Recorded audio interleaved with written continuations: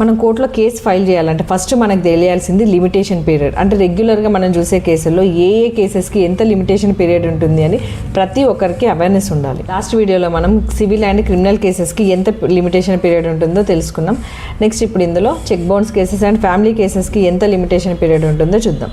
మనం అప్పు ఇచ్చినప్పుడు సెక్యూరిటీ కోసం చెక్స్ తీసుకోవడం ఎంత ఇంపార్టెంటో వాటిని ఇన్ టైంలో అంటే లిమిటేషన్ పీరియడ్ టైం లోపు మనం కేసు ఫైల్ చేయడం కూడా అంతే ఇంపార్టెంట్. చెక్ బౌన్స్ కేసులో అయితే బ్యాంక్ నుండి చెక్ రిటర్న్ అయినాక 30 days లోపు మనం నోటీస్ పంపించాలి.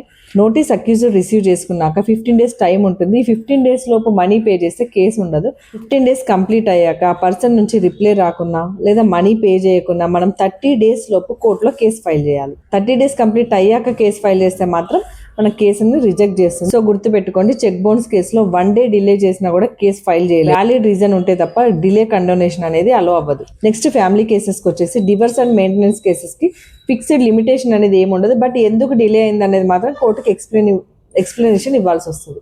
For more legal awareness videos keep follow and share my videos.